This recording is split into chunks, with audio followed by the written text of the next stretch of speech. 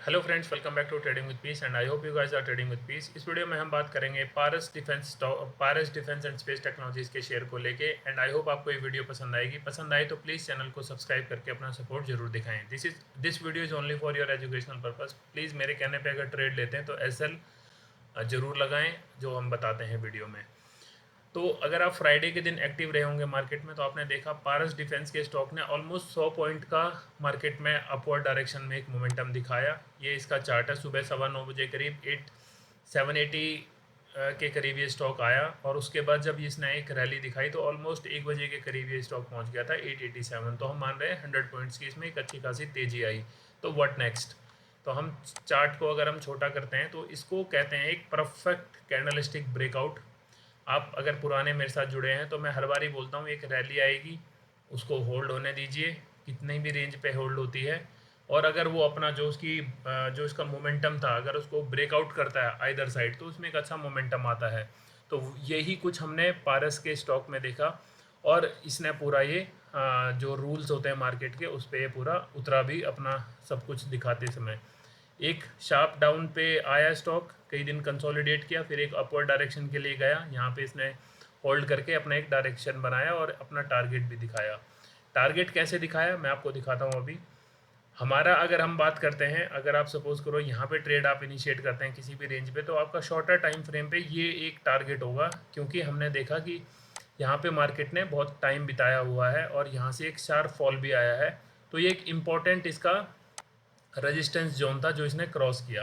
अब अगर हम इमीडिएट देखते हैं तो ये इसका एक नियर टाइम का फर्स्ट टाइम भी ये टेस्ट नहीं हुआ अभी तक। तो ये किसका इमीडिएट जोन था जो कि 860 के करीब बना, वो भी इसने अच्छे खासे से ब्रेकआउट करके इसके ऊपर क्लोजिंग दी है। ये सबसे अच्छी बात रही है। तो आप ये देखो।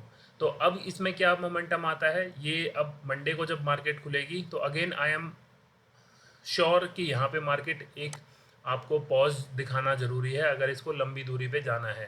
इसके रिजल्ट आने थे, रिजल्ट आप देखोगे तो ये 10 करोड़ मार्च 24 और मार्च 23 का रिजल्ट है। और ये देखोगे 10 करोड़ का इन्होंने नेट प्रॉफिट अपने बुक्स में पोस्ट किया है, which is higher than last year on year जो इसने अपना प्रॉफिट पोस्ट किया था। हम प्रॉफिट की तरफ नहीं जाते, हम जस्ट चार्ट का मोमेंटम पकड़ते हैं कि चार्ट मोमेंटम में क्या कहना चाह रहा है, क्योंकि जो भी इन्फॉर्मेशन होती है अगर आपको देखनी है तो वो चार्ट ही रिप्रेजेंट कर सकता है। तो ये रहा इसका 1 मंथ का चार्ट। आप देखोगे कि स्टॉक ने एक हाई लगाया हुआ है जब ये लिस्ट हुआ था, लगभग 1260 का लो लगाया हुआ है, यानी जहाँ पे लिस्ट हुआ था 460 का। तो एक रेंज बनाई हुई है, इस रेंज से ना स्टॉक अभी तक कहीं भी स्टॉक ने ब्रेकआउट नहीं किया, तो ये सबसे अच्छी बात है। और अब जिस हिसाब से मार्केट में हम अपने इलेक्शन 2024 के रिजल्ट का अवेट कर रहे हैं, जो एंटिसिपेशन है कि करंट गवर्नमेंट ही पावर में आएगी दोबारा और डिफेंस सेक्टर को मजबूत बनाने के लिए आएगी और उससे ये रिलेटेड ये स्टॉक आता है। तो इसका जो मेरे लिए अगर मैं मान के चलता हूँ, अगर ये मोमेंटम कंटिन्यू करता है तो ये इसका इमीडिएट टारगेट भी आ सकता है 928 का 1 मंथ के टाइम फ्रेम पे। बट जिनके पास अभी नहीं है ये स्टॉक तो उनको जल्दबाजी नहीं करनी चाहिए, क्योंकि आप देखोगे जो इसका फर्स्ट रेजिस्टेंस था इसने उसको टच करके उसको अभी टेस्ट कर चुका है। और टेस्ट होने के बाद अब देखते हैं कि स्टॉक क्या 900 या 1000 के पार जा सकता है या नहीं जा सकता। तो again this is subject to market कि मार्केट कैसे रिएक्ट करती है। हम कुछ भी एंटिसिपेट नहीं करेंगे, हम एंटिसिपेट करेंगे बस अपना स्टॉप लॉस, क्योंकि प्रॉफिट लॉस ये सब मार्केट के हाथ में है। बट अगर आप अपना प्रॉपर स्टॉप लॉस लगा के रखोगे तो you will save your money और उसके अकॉर्डिंग आप ट्रेड करोगे। हमने इसको 4 आवर्स के टाइम फ्रेम पे चार्ट को खोला है, ये वी वैप लगा हुआ है। तो आप देखोगे एकदम वी वैप पे टच होके स्टॉक अभी 4 आवर्स के इसे टाइम फ्रेम पे होल्ड करके रखा हुआ है अपने आप को। ये हमने इसका पुराना इसका जो रेजिस्टेंस था उसको ही प्लॉट किया हुआ है।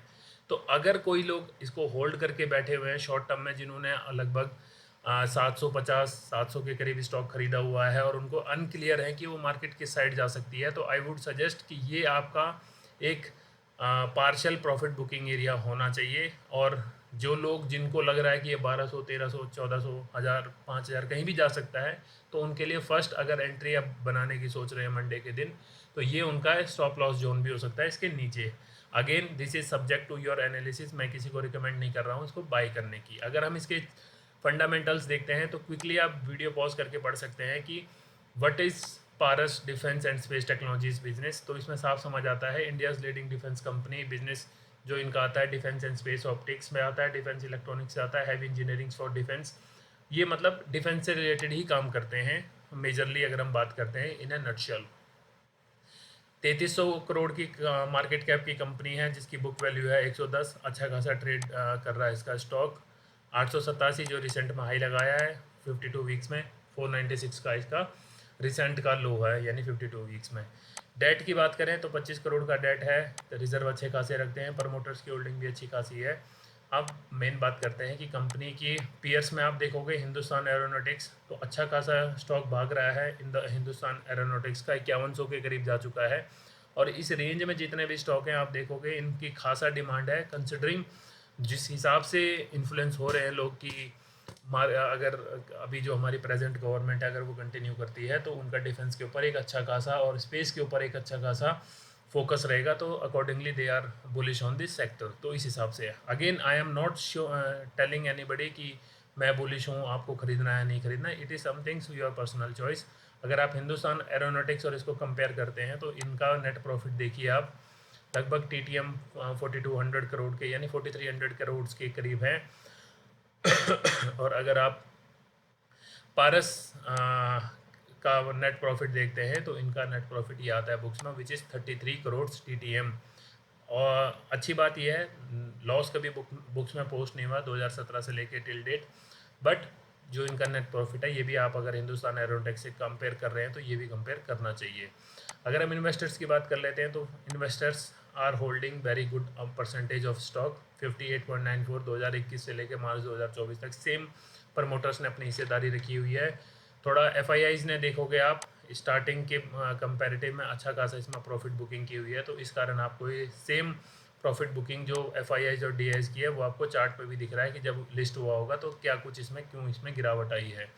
और अगर हम बैलेंस शीट की बात करते हैं तो CWIP हमें 9 दिखते हैं 2023 में, विच वी एंटिसिपेट की कंपनी अपने ग्रोथ पे अभी भी फोकस करके रखी हुई है कंपनी ने।